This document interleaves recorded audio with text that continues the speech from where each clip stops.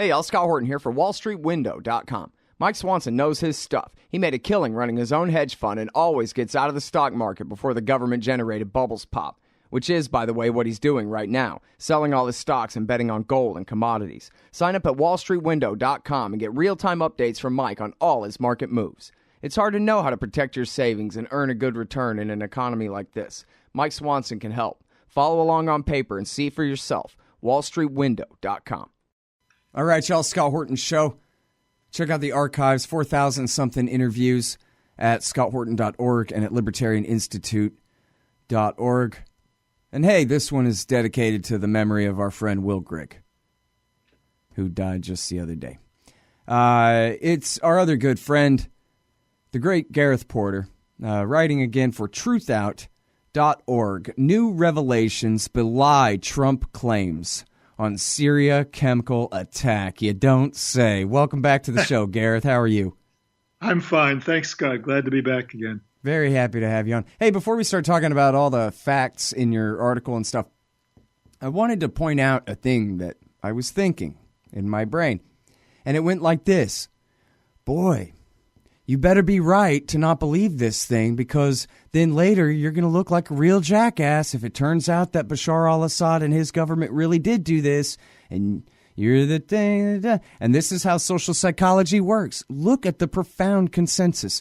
Everybody is so sure. And I know I'm the one out on a limb for not believing. But it's not like that works on me or anything. I'm just saying my brain does fire those neurons, same as everybody else. We feel that pressure to go along with the received wisdom.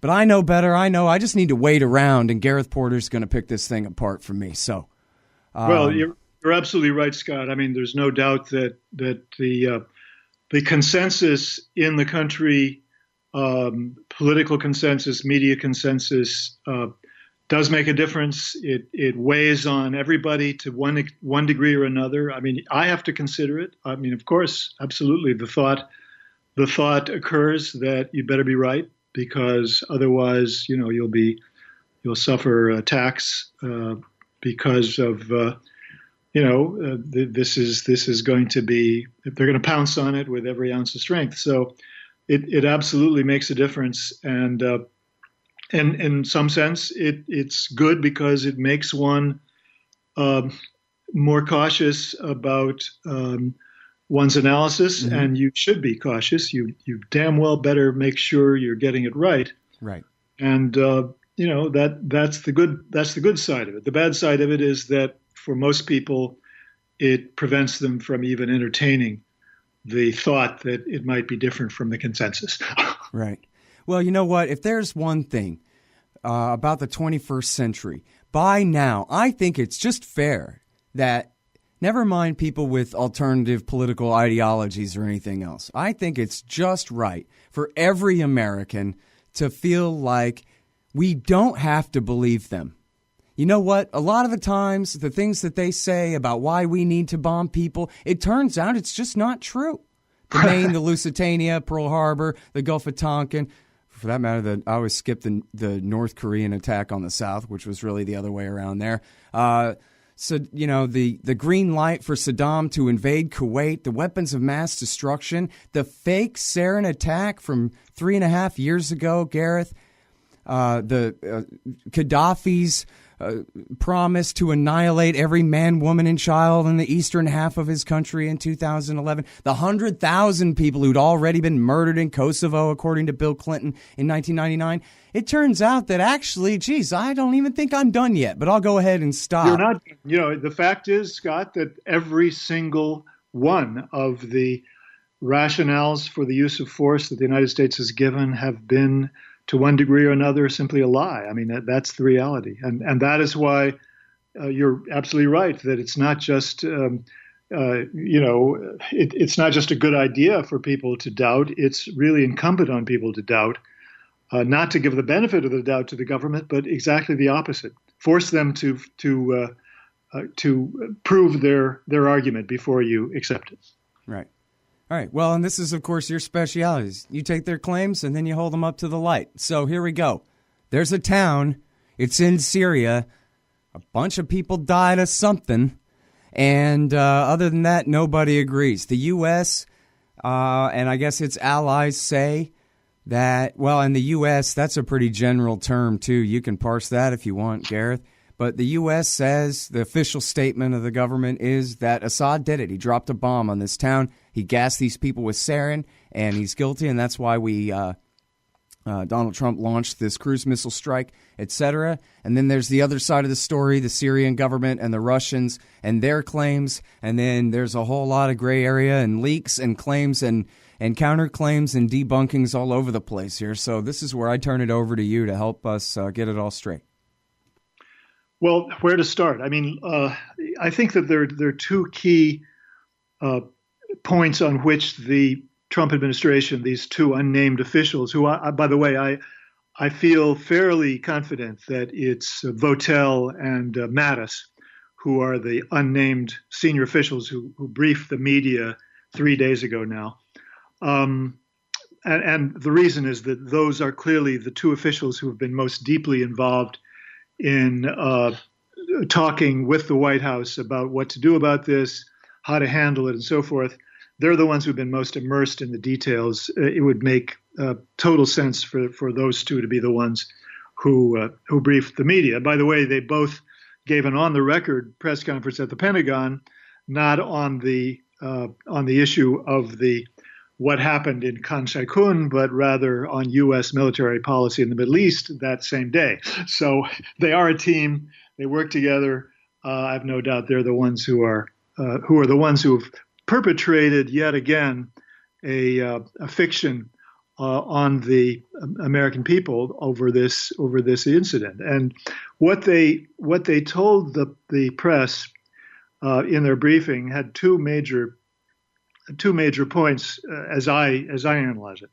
One was that the Russians came up with this cockamamie idea that the Syrians were carrying out a strike, were going to carry out a strike, and did carry out a strike against a warehouse that they suspected had toxic chemicals in it, only after the fact. They tried to make the case that it was only after the fact. They claimed that some Syrian source, unnamed, had told Russian media that in fact the Syrian Air Force didn't carry out any strikes that day in that town. We don't know anything more about that. But that was, and then they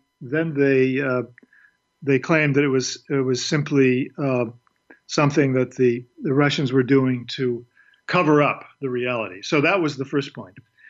Then the other one is that they had identified the source of the sarin gas that killed dozens of people, as many as 100 according to the story, 50 to 100 people.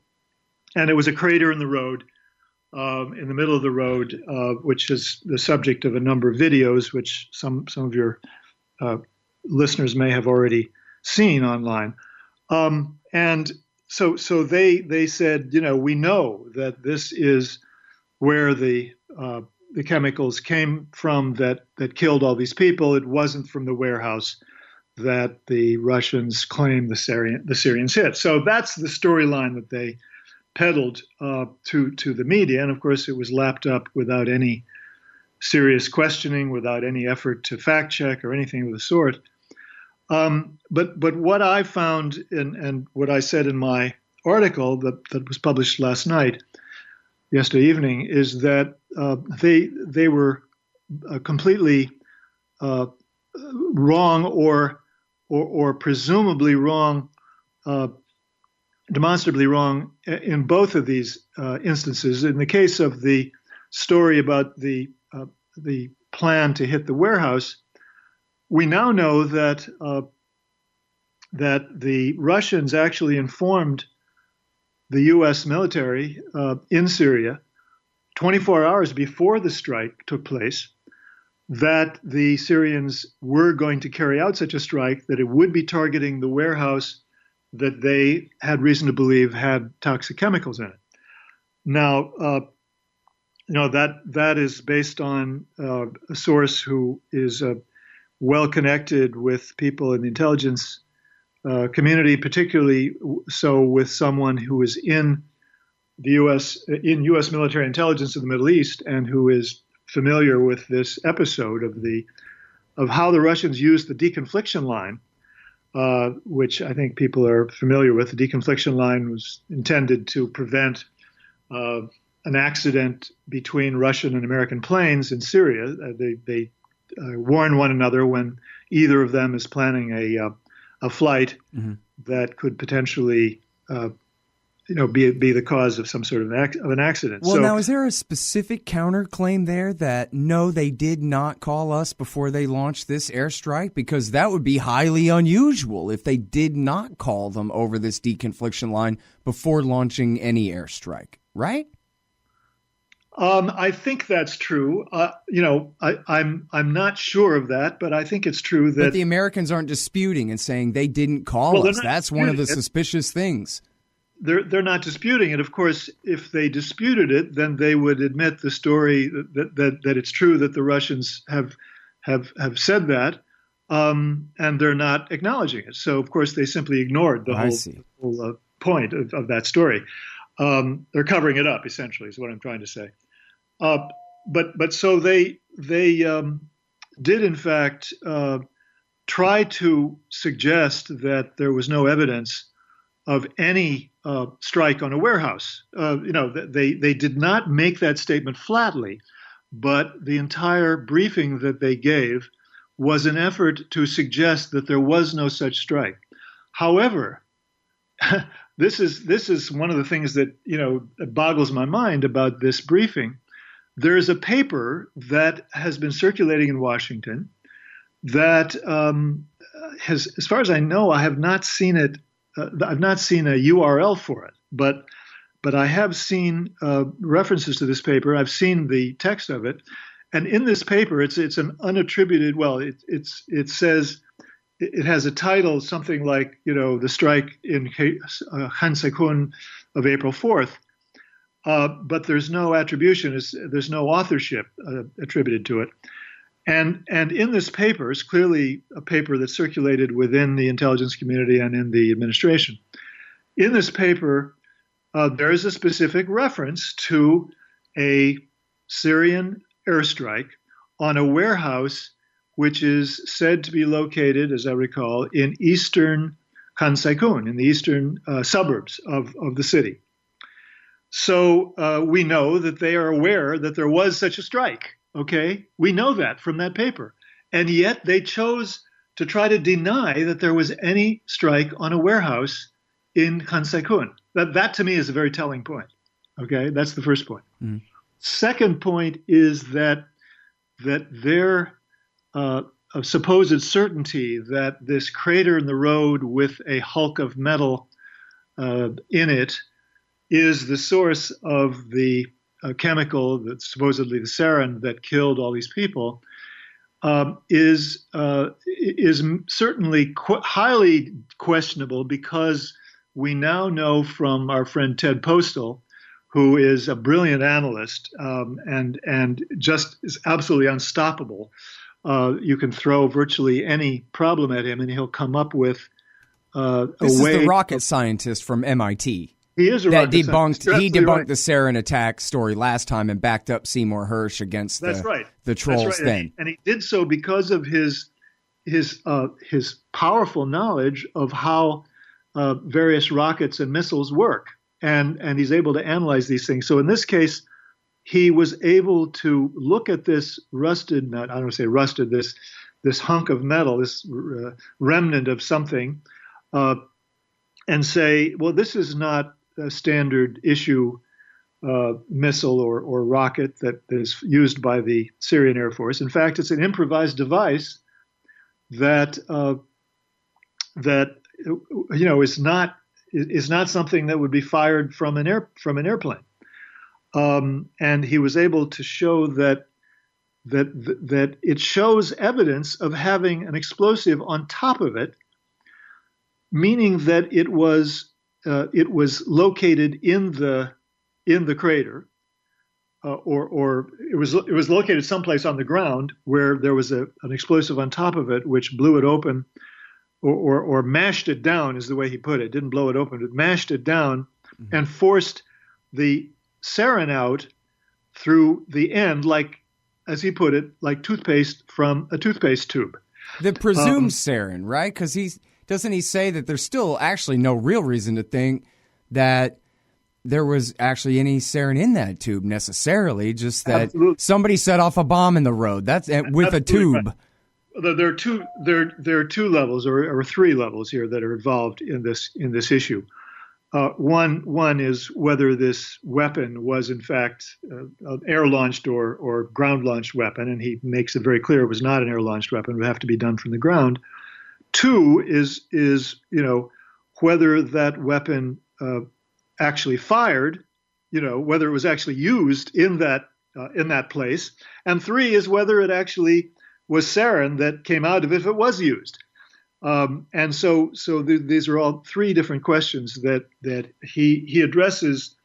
The first one, he does not address the other two. He's not expressing any certainty or any strong view on the other two questions. And I have to add that this question of whether it was sarin or not is of particular interest to me, because I have been, for the last year or more, have been looking at the evidence of whether previous so-called sarin attacks were in fact sarin or not. And I am reasonably convinced that in either none or in only very few of these cases were they in fact sarin attacks. I believe that they were that the chemicals that were used, that have been used in Syria, have been weapons that use smoke that was converted into phosphine gas by contact with moisture in the air, or which weapons were actually based on emitting phosphine gas. Now, we know that ISIS has in fact come up with some weapons or a weapon which is based on pumping phosphine gas into a barrel and then firing it out or emitting it. So my view, based on all the research I've done, I won't get into more detail on it, is that most or all of these so-called sarin attacks have in fact been something else. They are based on a phosphine gas which mimics the symptoms and the signs and symptoms of a sarin attack, but it's much less lethal. It only kills, generally speaking, it only kills if you have been exposed to the gas in a very confined space, which of course was the case with at least 29 of those who died, potentially a majority of those who died in Khan Sheikhoun. They were 29 members of a single family were killed because they were in a basement, which was filled up with this gas, or where the gas came in. So it was much more lethal there. Hey, Al Sky here for Rye Guys t-shirts. Rye Guys, that's WRY guys.com. Great, irreverent, thought-provoking t-shirts upholding a pro-freedom perspective. Inspired by such classic humorists as Mark Twain, H.L. Mencken, and Oscar Wilde, they invoke the wit and wisdom of the past to satirize modern myths. These high-quality shirts for men and women look good and feel good, and they make great gifts. Use the coupon code SCOTT for 15% off. Rye Guys t-shirts at ryeguys.com. That's WRY guys.com.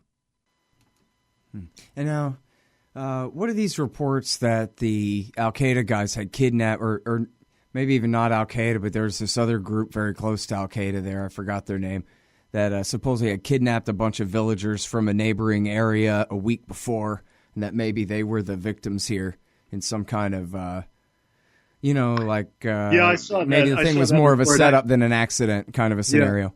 Yeah. I don't know anything more about it. I haven't really tried to get into that one, to tell you the truth. I'm not in a position to say, no, that's not true, but I certainly don't regard it as a necessary to an explanation, obviously, of what happened.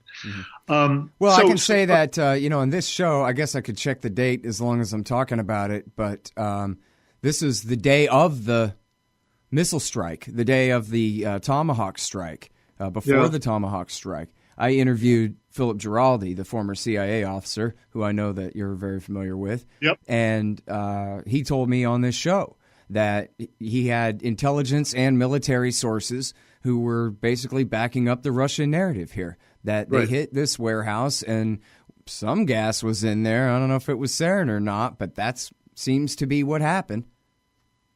Well, I mean, there's an additional detail which I have in my article, which also backs this up, although in an incomplete way, and that is an eyewitness report of an attack on a one-story building by the Syrian planes, or a Syrian plane, I should say, and which created a mushroom cloud, according to the eyewitness, a 14-year-old girl who was on her way to study of the Quran, and then turned around and went back home, which was very, very near there. So she was very close to the building that was hit. She was within a few hundred yards of the building that was hit. A few dozens of yards, I should say, not hundreds, dozens of yards, is the way she put it.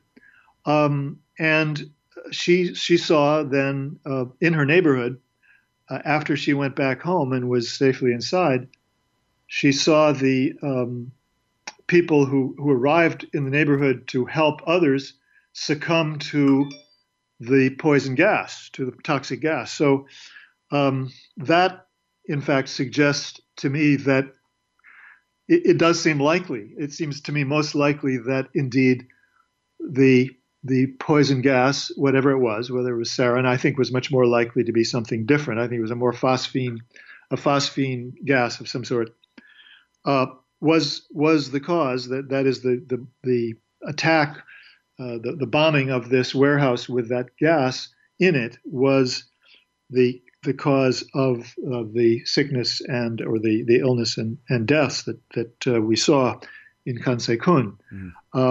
That seemed to be more likely than not at this point. Yeah, I mean, that sure makes a lot more sense than the Syrians decided.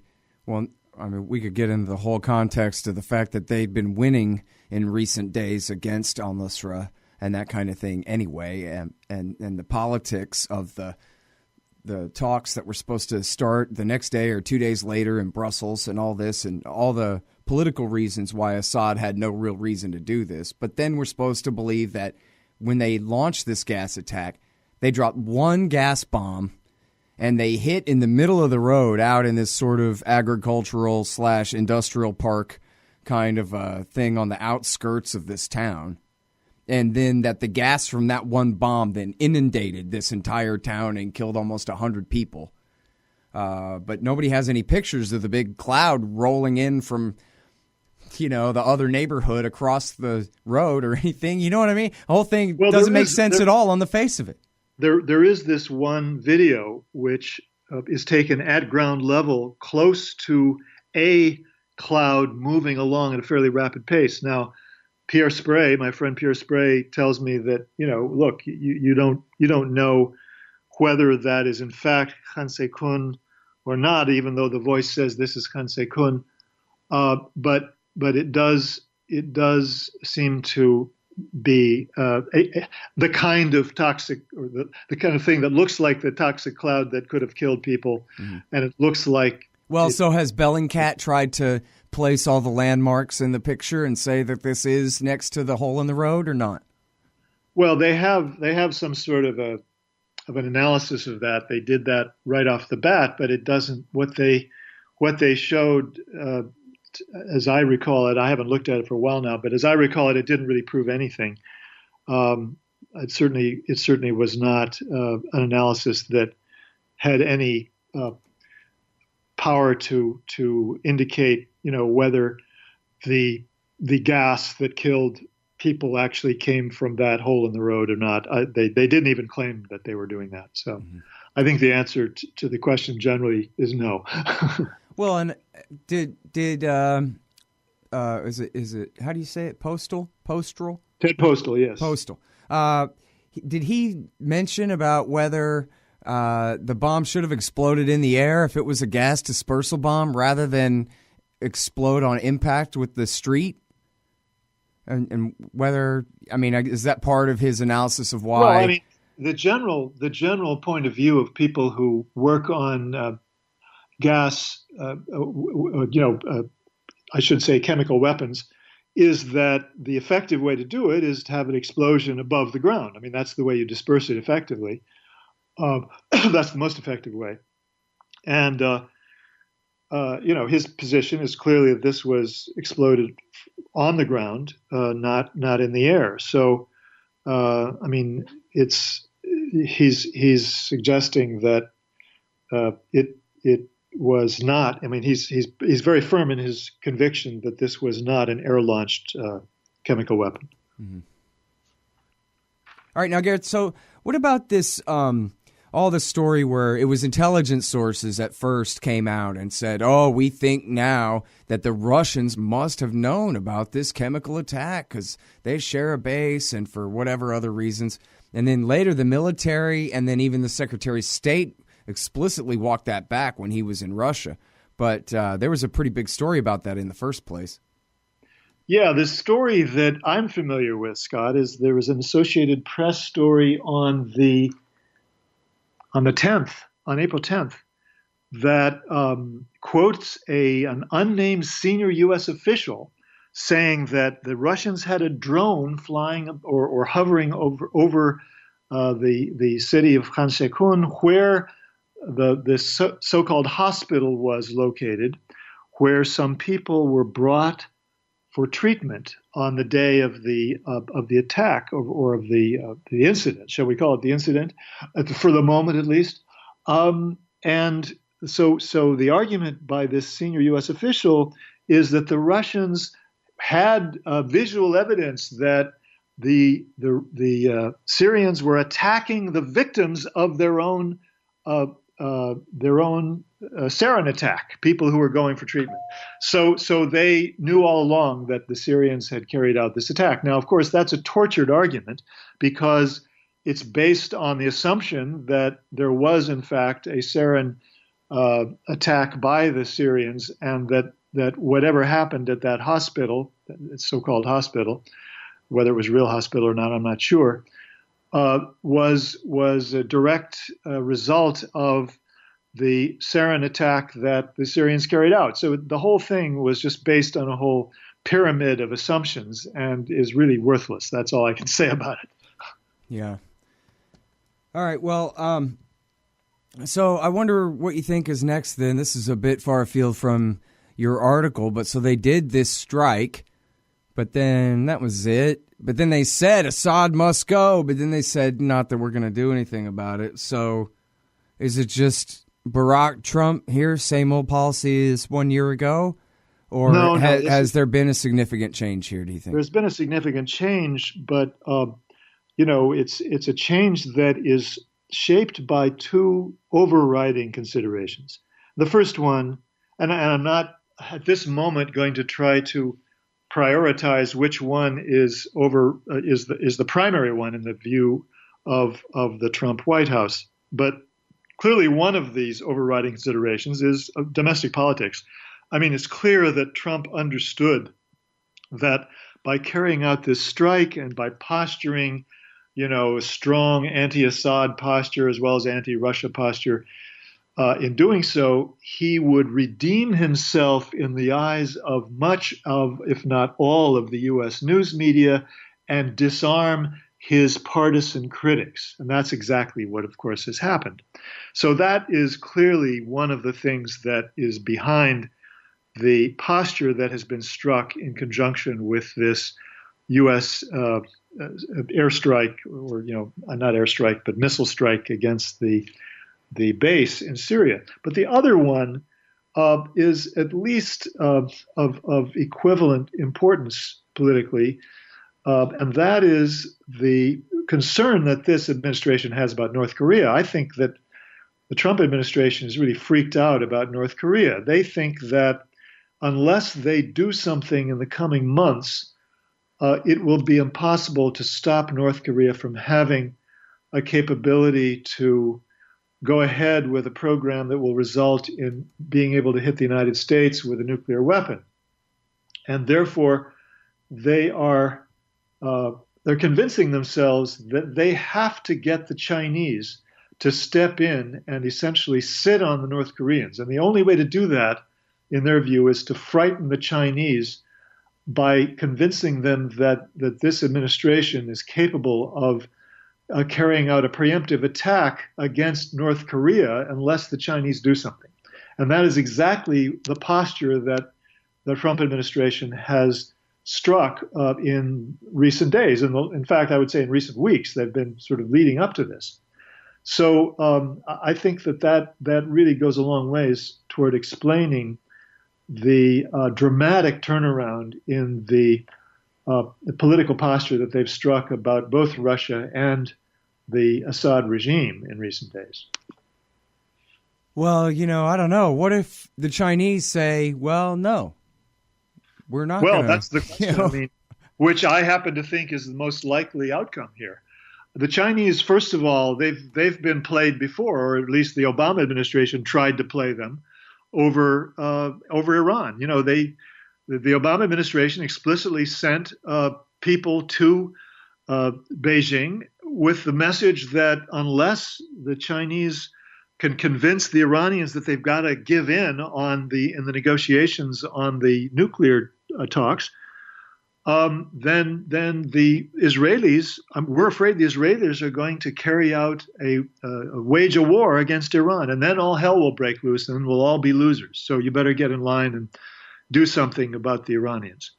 And of course, that didn't work. And I think the Chinese are perfectly capable of seeing through this, and they know that the Trump administration is well aware that to wage war against North Korea would be a total disaster. So I don't think it's going to work. But I think that's what they hope will be the effect. Yeah. But then, so as far as Syria goes, what all effect does this have on that? I mean, if they want to get away with this bluff against North Korea, don't they need to be getting along with the Russians too, not just the Chinese? Well, logically, of course, they need to get along with the Russians. The problem that they always need to get along with the Russians, no matter what the question is, of course. But yeah, but I think the real problem, the real threat here in the posture that we're talking about, of saying that if there's another chemical strike, then we'll have to react again. That, of course, is an invitation to the jihadist to pull another false flag attack, and so I'm very much afraid that will be the effect of it. And so then we're all in the soup. All right, well, but I mean, okay, so it comes down to it. Trump goes crazy. He starts listening to the Likudniks, and he says, fine, let's carpet bomb Damascus and get Assad out of there. Will Russia go to war to prevent that from happening? Of course they will. Yeah, I mean, they'll have no choice. I don't think they'll have any choice. If the United States is going to use force to try to end the regime, that would be an intolerable affront to any major power, especially one that is led by somebody like Putin. So, yeah, I mean, my guess would be... Even though to call the bluff means we all die anyway. All of us, including him. There are a few steps in between, a war between the U.S. and Syria, U.S. and Russia and Syria and nuclear war. I'm not saying that it's not a highly dangerous situation, because it is. But, I don't think we can have a limited war with Russia over Syria and then just leave it at that. I think once you start killing Russians in the air over anywhere or on the ground at their anti-aircraft sites or whatever it is, you're on a slippery slope. Now, did you ever read Andrew Coburn's book about Rumsfeld? And about how in the 1990s they would do the practice exercises for the continuity of government and when the shadow government takes over, if D.C. gets nuked and whatever, this kind of thing. And Donald Rumsfeld would play the president, and he would end up leading the entire world to total thermonuclear devastation every single time. And whenever there was a opportunity to say, okay, enough. No, they'd still just keep going. Revenge, you can't nuke our Denver. We're going to take out your St. Petersburg, and back and forth, and that's it. And it just keeps going until we're all dead. And it's basically designed that way. The University of Chicago eggheads, they made it so that it's so intolerably intolerable to have a nuclear war that we won't have one, except that what happens if the bluff is called. Yeah, right. I mean, this is the illogical logic of the nuclear age. But I'm not sure how that gives the United States assurance against not having a counter blow in Syria from the Russians. I don't think that's the case. I mean, I think that would be ridiculous. Well, I mean, for me, it's a big reason not to try to test them and pick the fight. But then I also think, I understand that Mr. Putin's got to be Mr. Macho up there. It's because he's the Donald Trump of Russia and everything, with his tough guy attitude and all that. But then again, at what cost save face? What if Donald Trump really does decide on regime change in Damascus? We're going to have a shooting war over that? I mean, ultimately, does Syria matter that much to Russia? I know they have their naval base there, and I know they don't want another jihadist stand based out of Damascus. Well, I mean, Syria doesn't matter that much to the Trump administration. I mean, let's face it, they don't give a rat's ass about Syria. Well, that'd be fine with me, Yeah, I mean, they don't. And that's why I really don't think that is in the cards. I mean, they're not talking about regime change. They're talking about, we want the world to take responsibility for the policy that they're talking about is the same one as the Obama administration. Okay. There's no difference. Well, but then again, I mean, remember in 1998, Bill Clinton signed the Regime Change Act against Saddam that said, one day we'll get rid of him. And then, one day came. It's official policy. In fact, that's what the Bushies said all during early 2002 and 3. They said, hey, Bill Clinton is the one who signed the Regime Change Act. All we're doing is just building on this bipartisan consensus. It was building on it. That's right. But now what I'm saying is that they have, having used military force, their regime change policy, quote unquote, goes back to what the Obama administration was saying. Mm-hmm. That is that, we need to have an agreement with the Russians to have a settlement which will somehow dispose of the problem of Assad. That's very different from saying we're going to bring about regime change militarily. I can't see that that's where they're headed at all. They're explicitly not saying that is what I'm trying to get across. Yeah. Well, so I don't know. Anyway, for the time being, at least, in the Obama years, Assad must go meant no, we're not going to carpet bomb Damascus, but yes, we're going to spend $1 billion a year sending jihadist mercenaries to suicide bomb you. So that's still pretty bad. It's still pretty bad. Yeah, it's still pretty bad. And I guess, the confidence is high that could actually never lead to regime change. That can just prolong the stalemate. Is that it? Well, I mean, let's face it. I mean, they're supporting the opposition has been a farce. And I know you're well aware that I thought that there was really that policy was finished under the Trump administration. Indeed, the fact that CENTCOM on the very day, as I recall, that the chemical incident took place in Khan Sheikhoun, CENTCOM's spokesman, when asked about the chemical attack, said, well, that's not our department. We have no responsibility for the relationship between the opposition and the regime, which to me was another signal that the United States was out of the business of supporting the opposition in Syria. But all that has changed now, I guess. I mean, that appears to be the case. I don't know exactly what it means, but. Well, we can never underestimate the fact that the CIA is its own empire and they do what they want anyway, right? Well, they have done what they want in the past. I agree, but at least Obama seemed to give up even trying to tell them what to do or not do anymore. I think what that means is that he didn't have the backbone to stand up to them. He wasn't willing to say no. And the point is that if the president says no, then he can make it difficult to impossible for the CIA to continue a policy that he opposes. But if he's willing to try that hard, you got to have some backbone. That's all. Yeah. You got to have backbone. Right. Well, or a little bit of background knowledge, right? So here we got Trump has got some backbone, but he doesn't even know where Syria is. So, well, I'm not even sure I would go along with the idea that he has backbone with regard to the military. He hasn't shown me that. That's true. I mean, only on a personal level if somebody offends him, right? So he decided he didn't like Mike Flynn anymore, even though Flynn wore medals, Exactly. But I the institutions themselves, no, they're the only interest group that he represents at this point. So Exactly. All right. Well, listen, I've kept you too long, but thank you so much for giving me some of your time again, Gareth. You do great work as always. Always a pleasure, Scott. Thank you. All right. You guys, that is the great Gareth Porter. He wrote the book on Iran's nuclear program. It's called Manufactured Crisis, The Truth Behind the Iran Nuclear Scare. And he wrote 10 million great articles in the past for IPS News, for truthout.org, for Middle East Eye, and we republish virtually all of it at antiwar.com as well. The great Gareth Porter. And check out all of his interviews going back 10 years now. In the archives at scotthorton.org/interviews as well. Hundreds and hundreds. Literally 300, maybe more now. With the great Gareth Porter. I'm Scott Horton. Check out the full archives at scotthorton.org/interviews and at libertarianinstitute.org/Scott Horton Show. And follow me on Twitter at Scott Horton Show. Oh, and the Q&A show. If you guys like the Q&A show, you can subscribe to that at scotthorton.org/show. And you can send me your questions on Twitter. Just use hashtag SHSQA, right? Scott Horton Show, questions, answers.